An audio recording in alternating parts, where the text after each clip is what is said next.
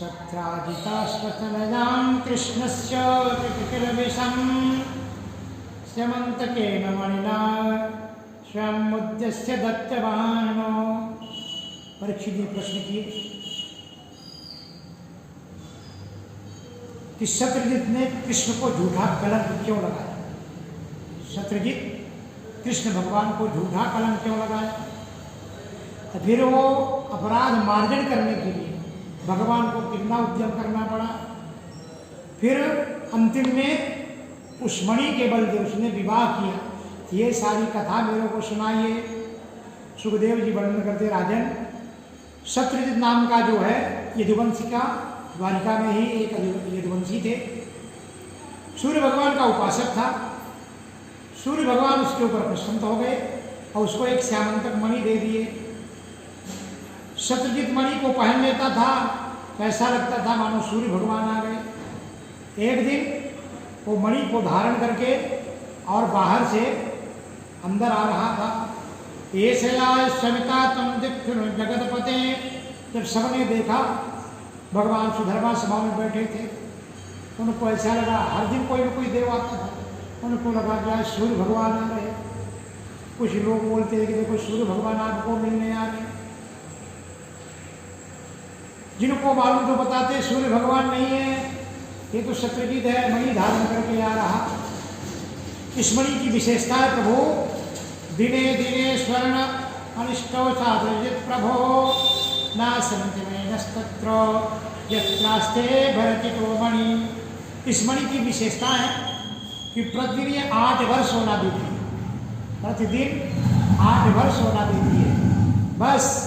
और ये शत्रुजित है, मणि पहन के आ रहा है ना, तो कृष्ण भगवान को भी मन में इच्छा हुई कि जब इतनी कीमती मणि है, सूर्य जैसे प्रकाश है और प्रतिदिन सोना भी देती है, तो अगर राज खजाने में रहेंगे तो पूरे जो है अपने जितने मेरे राजा के अंदर जितने भी परिचारक हैं, जितनी उनकी जो है प्रजा है, इस सोने से उनकी रक्षा होगी।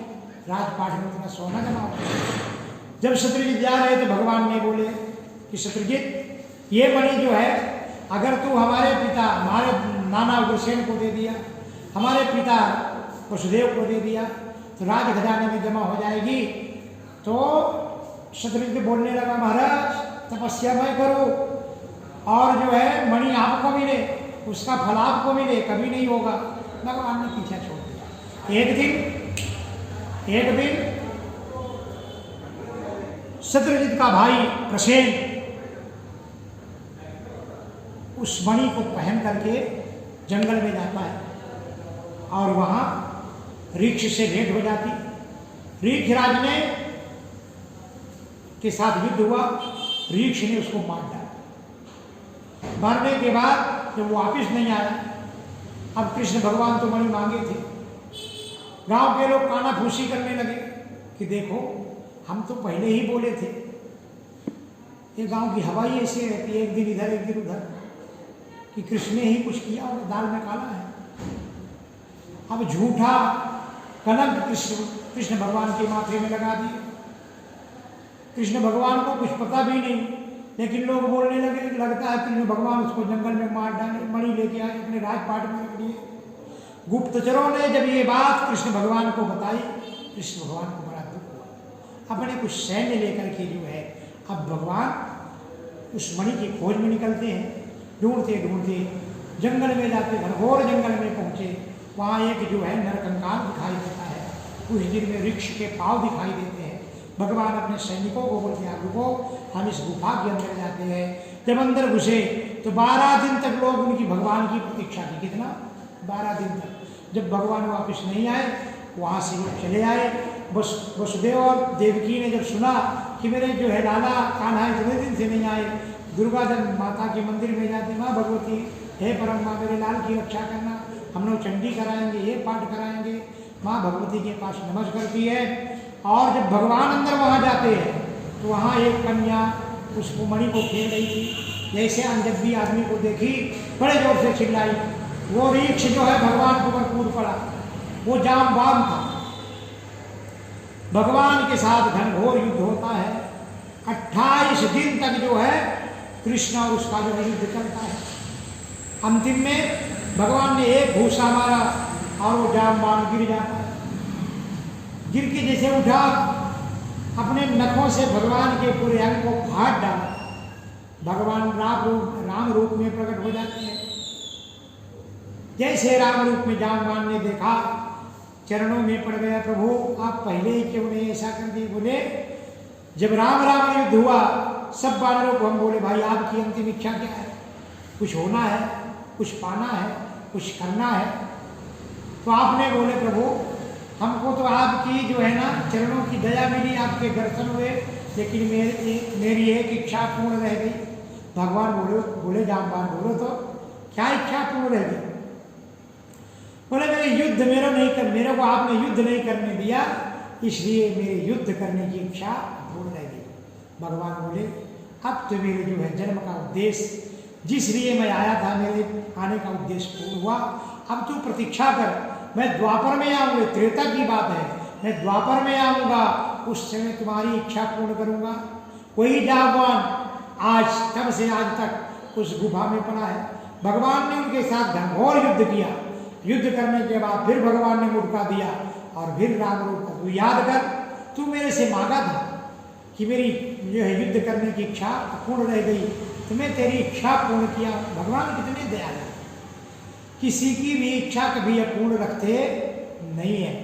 अब तो जामवान भगवान के चरणों में पड़ा, प्रभु एक ये कन्या मेरे गलफांस है, क्या है, अगर ये कन्या को आप स्वीकार कर लो और ये मणि भी ले लो तो कुछ तो मेरे मन को सांत्वना मिलेगी। अब उस जो है अपनी कन्या, भगवान का पहला विवाह रुक्मिणी के साथ, अब दूसरा विवाह जाम्बवती के साथ। जामवान की जो पुत्री जाम्बवती है उसको भगवान स्वीकार कर लेते हैं और फिर यहाँ नगर में आते और वो मणि जो है शत्रुजित को दे देते। अब लोग फिर बोलने लगे, मैं पहले बोला था कृष्ण भगवान ऐसा नहीं करेंगे, द्वारकाधीश ऐसा नहीं करेंगे, तो ये खोटा बोला, घोटाला है, बड़ा झूठा आदमी है। अब तो शत्रुजित को पूरी द्वारिका पोषने लगे, उसके माथे में कलंक लग गया। कुछ लोगों ने बोला भाई तेरे पास एक लड़की है, तू अपनी लड़की का विवाह सद्धर्मा के साथ करने वाला है, अभी तो सिर्फ जो है वागदान हुआ है, विवाह तो हुआ नहीं। तो ऐसा कर कि तू अपनी कन्या जो सत्यभामा है ना, उसका विवाह द्वारिकाधीश के साथ कर दे और ये मणि भी विदाई में दे दे, कन्यादान में मणि भी दान कर दे, तो तेरा कलंक भी मिट जाएगा और तेरे कन्या का योग वर भी मिल जाएगा। शत्रुजी बोलते मैं कैसे उनके पास जाऊँ। अरे बोले उनके माता पिता के पास जाओ। गए उनके पास, प्रस्ताव रखे, वसुदेव देवकी ने स्वीकार कर लिया। शत्रुजित की सबसे बड़ी एक ही बेटी थी, कोई संतान नहीं थी। उनने अपना इच्छा प्रकट की, मैं चाहता हूँ कि मेरी एक बेटी है, आपके यहाँ अगर उसका विवाह हो तो द्वारिकाधीश जैसे वर कहाँ मिलेगा, और मेरे कोई संतान नहीं है कि मेरी देखभाल भी मेरी बेटी कर सकेगी। गाँव का गाँव उनके पूर्वजों ने स्वीकार किया। कृष्ण भगवान ने स्वीकार किया, उस विवाह की मान्यता की और सत्यभामा का तीसरा विवाह धूमधाम से हुआ। गोपाल कृष्ण भगवान की जय। अब श्यामंतक मणि को जब सत्यभामा के पिता देने लगे, भगवान ने नहीं लिया, बोले इसमें मेरा कोई अधिकार नहीं, भगवान तो बड़े मानी है, इसमें मेरा कोई अधिकार नहीं। जब आपके बेटी को संतान होगी, अपने बेटे को ये जो है आप दे देना, इनमें उनके पुत्रों का अधिकार, मेरा कोई अधिकार नहीं। एक दिन कृष्ण भगवान कुंती माँ का संदेशा मिला और कृष्ण बलराम हस्तिनापुर जाते और यहाँ अक्रूर और कृतवर्मा ये दोनों सद्धर्मा को भरे दे, तेरा विवाह सत्यभामा के साथ होने वाला था, तेरी तो जग में बड़ी हंसाई कर, पूरे द्वारका के लोग हंस रहे, विवाह तेरे साथ होने वाला, विवाह कहीं हो गया। तो बोले क्या करो, बोले उनको दंड दे दो। अब वो जो है उसको इतना क्रोध का पारावार हो, बोले तुम मेरा सहायक, बोले तेरा सहायक तो तेरा साथी हो, कान भर दिए। सद्धर्मा गया, शत्रुजित का गला काट लिया। सत्यभामा जब सुबह जाती है पिता को मिलने, पिता का सर धड़ पड़ा हुआ था रोते हुए, और हस्तिनापुर को जाती है। वहाँ भगवान जो है, अगर यह हंसने लगेंगे, कोई बात करेंगे तो पत्नी को बड़ा गुस्सा।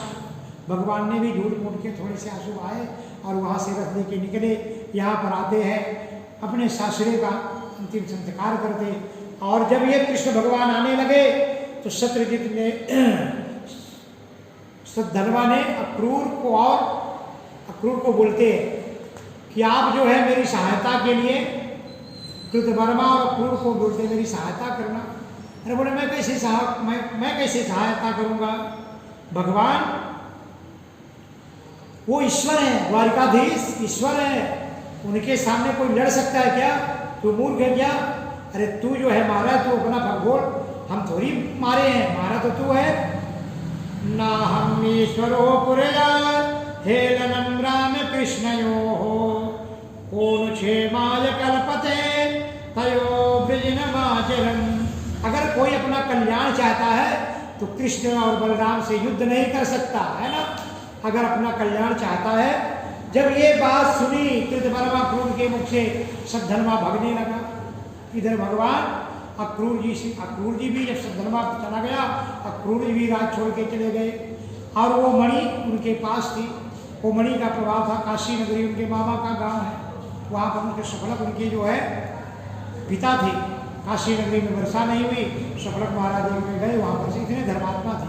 वहाँ पर उस मणि से जो सोना मिलता था उसकी राजपाट दान पुण्य करते थे, सोने की बेदियाँ बनाते थे। बात की चर्चा हुई, कृष्ण भगवान को मालूम पड़ा। भगवान दूध भेजते हैं कि जाओ अक्रूर जी को बुला लाओ। अक्रूर जी को बुला के लाते हैं, उनसे प्रार्थना करते हैं, काका जी आप बहुत दानपति हैं, आप महान दानी हैं, आप कभी झूठ बोलते नहीं, और वो मणि आपके पास है। सद्धर्मा का भी वध किया तो मणि नहीं मिली थी, भगवान ने सद्धर्मा का वध कर डाला। और जब मणि नहीं मिली, उनको मालूम पड़ गया अक्रूर जी के पास है। अक्रूर जी के पास भी जो है अब जो है उनने इच्छा प्रकट की। अक्रूर जी बाद में उस मणि को दे देते हैं और वो मणि भगवान सत्यभामा को दे देते हैं। गोपाल कृष्ण भगवान की जय। अब परीक्षित राजा ने प्रश्न किया, महाराज भगवान की अन्य विवाहों की भी कथा बता दो। भगवान सुखदेव जी वर्णन करते, राजन एकदारतमारुह्यो विजयो बाणरध्वजं गांडीवं धनुरादायो तूणो चक्षकशायको। एक बार वीर शिरोमणि अर्जुन गांडीव धनुष लेकर, अक्षय तरकश लेकर कृष्ण और अर्जुन व्रत पर निकलते हैं। यमुना के तट पर जा रहे हैं और वहां देखते हैं कि एक कन्या बैठी हुई है, तपस्या कर रही, लीन है। अब इनके कृष्ण भगवान के मन में आए, कौन है? इसके आगे नहीं पीछे नहीं, कोई जल का किनारा है, बाजू में जंगल है। कृष्ण अर्जुन को बोलते जाओ पता करके आओ कौन है।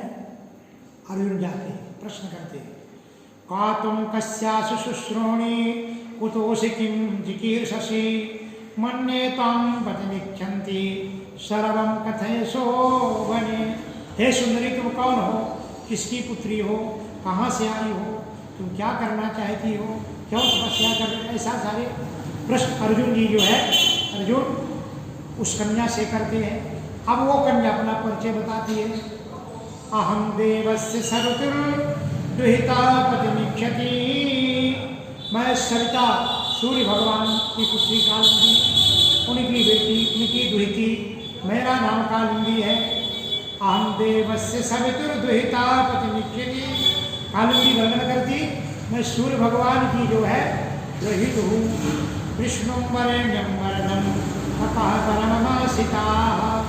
मैंने मन में प्रण किया है कि विष्णु वरेण्यं वरदं, अगर मैं विवाह करूंगी तो भगवान विष्णु के साथ करूंगी, नहीं तो कुमारी रहूंगी। नान्यं पतिं वृणे वीरं तामृते श्रीनिकेतनम। अगर मेरा पति है तो वो श्रीनिकेतन भगवान कृष्ण है, बाकी नहीं तो मैं कुमारी रहूंगी। इतना सुन करके जो है अर्जुन जो है भगवान कृष्ण के पास गए, पूछे क्या हुआ? प्रभु ये भी आपके नाम से माला जपती करती है, ये भी चाहती है आपके साथ जो मेरा विवाह हो। भगवान ने भी कालिंदी को स्वीकार किया, भगवान का चौथा विवाह हुआ। गोपाल कृष्ण भगवान की जय। भगवान का जो है पांचवा विवाह। उज्जैन के राजा थे विंध्य। उनकी एक कन्या थी, उस कन्या का नाम था मित्रविंदा। उस कन्या का विवाह था, लेकिन उनकी बिंद अरविंद की इच्छा थी कि मेरे कन्या का विवाह दुर्योधन के साथ हो, और मृदविंदा चाहती थी कि मेरा विवाह कृष्ण के साथ हो। मित्रविंदा का स्वयंवर हुआ, श्री कृष्ण के साथ वो विवाह करना चाहती थी। कृष्ण की बुआ राधा रानी उसकी बेटी थी, और भगवान गए उस स्वयंवर में अपना पराक्रम दिखाया और उसका वर्ण किया। गोपाल कृष्ण भगवान की जय। तो मृत्युविंदा का विवाह, पांचवा विवाह हो गया। अब छठा विवाह, कौशल नरेश अयोध्यावासी नग्नजित, उनकी कन्या का नाम सत्या। नग्नित राजा थे, उनका प्रण था कि मेरे पास 7 दुर्दांत बैल, बड़े बड़े बैल हैं, इन बैलों को जो एक साथ नाथ लेगा उनके साथ मेरे कन्या का विवाह होगा। बर तो बहुत गए, बड़े विशाल बैल थे, उनको नाक में फंसाने गए, उसके पहले वो उठा के फेंक देते थे, और बर विवाह के पहले ही उसकी मृत्यु हो जाती थी। ये बात की चर्चा हुई। भगवान कृष्ण वहां पर पधारते हैं। भगवान कृष्ण ने 7 रूप धारण करके एक साथ 7 बैलों को नाग देते हैं, और फिर सत्या का विवाह धूमधाम के साथ, भगवान 6वां विवाह सत्या के साथ होता। इस 7वां विवाह भद्रा के साथ हुआ। शुद्ध कीर्ति, वो भी कृष्ण की बुआ थी, उनके बेटे और पति सब मिलकर के जो है कृष्ण के साथ विवाह किया। गोपाल कृष्ण भगवान की जय। 8वां विवाह लक्ष्मणा के साथ हुआ, जो मद्र देश के राजा थे, उनने भी स्वयंवर रखा। भगवान द्वारिकाधीश वहां पर पहुंचते हैं अपना पराक्रम दिखा करके, और उस स्वयंवर में लक्ष्मणा का विवाह करके कितने विवाह हो गए? 8। अब परीक्षित ने प्रश्न किया, प्रभु मैंने सुना था कि उनके 16,108 थे, तो वो कैसे हो गई? सुखदेव जी वर्णन करते कि राजन, पृथ्वी माता का एक पुत्र था भौमासुर।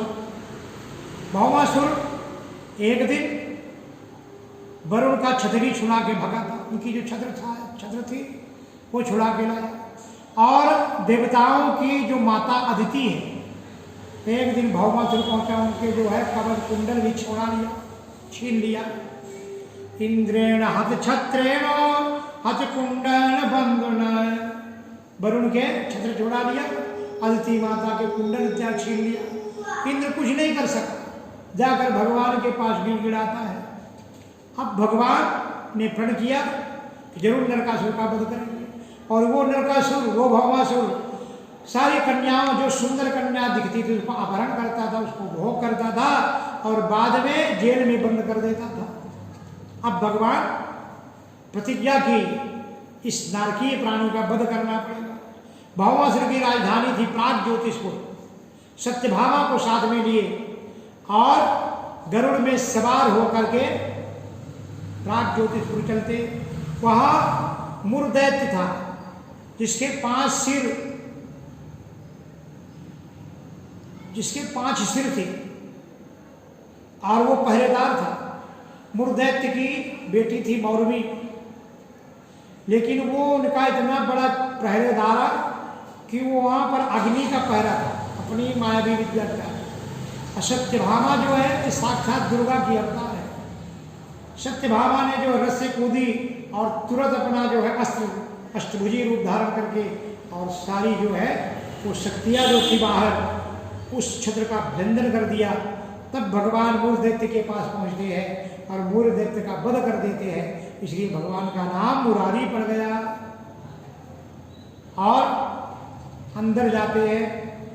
अंदर जब प्रवेश करते भौमासुर के साथ भगवान पहुंचते हैं, घनघोर युद्ध होता है। भौमासुर का भगवान वध कर देते हैं, और पृथ्वी माता वध करने के बाद भगवान 16,100 जितनी कन्या थी उनको सबको बाहर किया। पृथ्वी माता आती है, भगवान से प्रार्थना करती है, नमस्ते देव देवेश शंख चक्र गदाधर, हे गदाधर, हे शंख चक्रधारी, हे प्रभु आपका मैं जो है आपको नमन करती। पृथ्वी माता की श्री शुक्र भगवान प्रसन्न हुए, ये मेरा पुत्र भौमासुर ने बहुत अपराध किया है प्रभु, इनके अपराधों पर इनको क्षमा कर देना। भगवान कृष्ण ने भौमासुर का पुत्र का नाम था भगदत्त, और भगदत्त का वहां का राजा बना दिया। पृथ्वी माता ने भगवान कृष्ण की भगवान ने राजपाट भगदत्त को दे दिया। अब उन कन्याओं को जो है भगवान बोलते हैं कि आप अपने अपने माता पिता का नाम बताओ, अपने गांव नगर शहर का नाम बताओ, हम आपको वहां छुड़ा देते। सारी कन्या एक स्वर में भगवान के सामने खड़ी हो जाती है, प्रभु जिसने इतने वर्षों तक मेरा भोग किया, बंदी बना के रखा, मेरे साथ कौन विवाह करेगा? हम जहां भी जाएंगे अपना अपमानित होंगे। वो अपना चक्र निकालो, हम सबका सिर छेदन कर दो, हम कहीं नहीं जाएंगे प्रभु, हम आपके चरण। भगवान तो जगतपति है, सबका पति है। जब उन कन्याओं ने एक स्वर से भगवान के सामने रोने लगी, भगवान ने उतने ही रूप धारण करके और सबका वर्ण कर लिया। वो उसको कृष्ण दिखते, वो उसको, एक दूसरे को सब में हाथ डाल दिया और सबको जो है वर्ण कर लिया। अब कितनी हो गई रानियां? 16,108 तो वहां पहले से थी, 108। भागवत में लिखा है कि 16,108 रानियां थी और सबको 10-10 बेटे थे। कितने? एक एक बेटी थी। अब बताओ इनकी संख्या कितनी हो गई? अगर सबके 16,108 रानियों को 10-10 बेटे, इनकी कुल संख्या होती है 1,61,080। 1,61,080। तो फिर इनका राजभवन कितना बड़ा रहा होगा? विशाल राजभवन रहा होगा। और इस प्रकार से भगवान का बहुत बड़ा परिवार कैसा है, उनकी गृहस्थी कैसी है, ये भी तो हर मन की इच्छा होती। जब 1,61,080 उनके बेटे जो गए, सबको 10-10 बेटे, तो फिर द्वारिका नगरी कितनी बड़ी होगी। अब कृष्ण भगवान का परिवार कैसा है, उनकी कैसी गृहस्थी है। रुक्मिणी जी एक दिन पलंग में बैठी रहती है और भगवान वहां से आते हैं। अब उनकी गृहचर्या का वर्णन करते हैं। करहित सुखमासीनं स्तब्धं जय जगद्गुरुं पतिं परजयत भौमी भजनेन सखी जनैः। प्रभु के नाना प्रकार के वचन रुक्मिणी पलंग में भगवान को बिठा देती, कृष्ण की सेवा करने लगती है, अपने हाथों से पंखा डुलाने लगती है। भगवान ने विचार किया कि मेरे 16,108 पटरानियों में कोई न कोई को राजाओं के यहाँ एक भवन होता है, उसका नाम को भवन रहता है। जब किसी को गुस्सा आए तो पति आए तो रास्ते में ही द्वार में बड़बड़ नहीं करना, आप को भवन में चले जाओ और जब उनको फुर्सत मिलेगी राजपाट से वो आकर पूछेगा कि आपको क्या तकलीफ है। सारी रानियां को भवन में गई, लेकिन रुक्मिणी माता कभी गई नहीं। भगवान के मन में एक दिन जो है सहसा इच्छा हुई कि रुक्मिणी का जो है गुस्से का मुख कभी मैंने देखा नहीं। और रुक्मिणी हमेशा सुंदर श्रृंगार करके भगवान के सामने आती, कभी भी मुंह झुका के नहीं आई। ताम रूपिणीं श्रियमनंत गतिं निरीक्ष या लीलया रूप रूपः। भगवान रुक्मिणी से बोलते हैं कि आप राजा की बेटी हैं और राजाओं की बच्चियों का विवाह राजा के बेटे के साथ होना चाहिए। फिर आपने क्या देखकर मेरे साथ जो है विवाह किया? धनी लोग तो मेरे से प्रेम करते नहीं। निष्किंचना भयम शस्त्रम निष्किंचन जनप्रिया। अरे भाई, भिखारी से तो भिखारी प्रेम करेगा, अकिंचन से अकिंचन प्रेम करेगा। और आप तस्मात् प्रायेण दिव्यम मां भजन्ति सुमध्य में। फिर विवाह अपने बराबरी के लोगों के साथ होना चाहिए। तो आपने क्या देखकर मेरे साथ विवाह किया? मेरा घर का पता नहीं, राज का पता नहीं, पाठ का पता नहीं, और वो भी मैं रणछोड़ जरासंध के डर से आकर इस द्वारिका समुद्र के बीच में द्वारिका नाम की नगरी बसा के रहता हूँ। फिर भी आपने, और उन भिक्षुकों के उस नादी लग गई, जो भिक्षुक साधु संत बड़ाई कर दिए और उन पर विश्वास करके आपने मेरे साथ विवाह किया। अभी भी कुछ नहीं बिगड़ा है, अभी भी आप एक राजपुत्र के साथ किसी राजा के सेवा साथ विवाह कर सकती। रुक्मिणी को घमंड था कि कृष्ण सबसे ज्यादा मेरे से प्रेम करते। रुक्मिणी जैसे भगवान के मुख से वाणी निकलती है, सुनती है, गिर जाती है। और भगवान ने विचार किया, मैंने क्या बोल दिया? भगवान पलक से उतर जाते हैं, उसी समय उनके दुख के आंसू पोंछते हैं, उनके केस खुले हुए थे उनको बांधते हैं, और फिर से रुक्मिणी को उठा करके मुख में पानी त्याग मार करके बिठाते हैं। बहुत समय बाद होश आया, भगवान रुक्मिणी को समझाते हैं, मैं ऐसा बोल करके तुम्हारे स्वरूप को देखना चाहता था। अगर किसी पति पत्नी में संपत्ति और पत्नी में संवाद न हो तो क्या वो घर है देवी? ये तो हंसी मजाक करना चाहिए। मेरे बोलने का कोई ऐसा भाव नहीं था। अयं हि परमो लाभो गृहेषु गृहमेधिनां यन्नैवर्णिते रामाय प्रेयाभिरुभामिनी। अगर दिन रात लोग यहाँ वहाँ रहते, थके उलझे रहते, और एक घड़ी भी अगर हास परिहास ना हो तो क्या वो कोई घर है? क्या घर को घर नहीं कहा, ईंट पत्थर को घर नहीं बोलते। गृहिणी गृह उच्यते, जिस घर में गृहिणी अच्छी हो, लक्ष्मी अच्छी हो, उस घर को जो है गृहिणी बोलते, वो घर है, न कि ईंट पाथर का घर है। अब रुक्मिणी जी एक एक जवाब देते, प्रभु आज की स्त्री होती तो झगड़ने लगती, लेकिन अब वो तो रुक्मिणी है, जो जो भगवान बोले थे उनका उत्तर देती। प्रभु आपके अंदर गुण नहीं, आप बताए कि मेरे पास कोई गुण ही नहीं, आप मेरे को क्या देखे, तो गुण ही नहीं। तो प्रभु आप महापुरुष निर्गुण होते हैं, आप गुणातीत हैं, सत्य रज तम त्रिगुणात्मक हैं, आप तो त्रिगुणातीत हैं, सतोगुण रजोगुण तमोगुण से भी आप परे हैं, तो आप तो नारायण हो प्रभु। तो आपके अंदर कौन सा गुण नहीं है? ये रुक्मिणी का फिर भगवान ने बोले थे कि मेरे माँ बाप का पता नहीं। तो रुक्मिणी माता उसका उत्तर देती है, प्रभु भगवती श्रुति आपके गुणों का वर्णन नहीं करती, थक जाती है। आप अजन्मा हैं, नेद नेद कह करके जो है वेद भी छोड़ देते हैं, तो फिर आपके माँ बाप का कौन वर्णन करेगा भाई? जब वेद पुराण शास्त्री, तो आपके माँ बाप कौन बता सकता है? इस प्रकार से रुक्मिणी माता के कितने सुंदर शब्द हैं। फिर आप बोलते हैं कि हम रणछोड़ है, भग गए।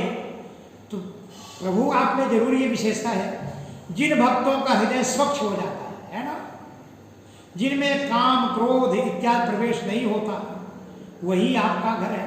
और जिनके अंदर काम क्रोध मद लोभ भरा हुआ है ना, कीचड़ भरा है, उनको तो आप प्रभु ऐसे ही छोड़ देते। अरे जरासंध कितना क्रोधी, कितना शिशुपाल, ये कामी क्रोधी लोग हैं, आप उनका उपमा देते हैं। तो जिन मनुष्य के, जिनके हृदय में काम क्रोध भरा है प्रभु, उनको तो आप हमेशा के लिए छोड़ देते हैं। तो प्रभु आप ठीक ही बोलते हैं कि हमारे को छोड़, आप तो उनको ही छोड़ देते हैं। गोपाल कृष्ण भगवान की जय। रुक्मिणी माँ कृष्ण भगवान को बड़ा सुंदर शब्द बोलती है, वो उल्टा स्त्रियों के विषय में बोलती है। प्रभु व्यूढ़श्चापि पुश्चल्यां मनो बिभ्येति नभं नभं बुधो सतीं न बिभ्यादं तम बिभ्याद वयच्युताः। प्रभु उल्टा स्त्रियों का विवाह हो जाने पर भी वो मन में नए नए पर पुरुषों का चिंतन करती हैं, लेकिन जिनको लोक परलोक से बचना है, ऐसी स्त्रियों को छोड़ देना चाहिए। भगवान कहते हैं यही सुनने के लिए तो मैं ऐसा बोला था। आपको मेरे बोलने का जो उद्देश्य था, मयोदितम युक्तात सर्वम सत्यमेव ही, यही बोलने के लिए तो मैंने आपको इस प्रकार के शब्द बोले थे। भगवान रुक्मिणी की बहुत बड़ाई करते हैं और फिर भगवान आत्माराम है, मनुष्य लीला दाम्पत्य जीवन में प्रेम करते हैं। प्रेम बढ़ाने के लिए भगवान इस प्रकार के शब्द, कैसे मनुष्य में हास परिहास पत्नी में रहना चाहिए, इस प्रकार का वर्णन भगवान करते हैं। भगवान की संतति और अनिरुद्ध देवी के विवाह का आगे वर्णन होगा। गोपाल कृष्ण भगवान की जय।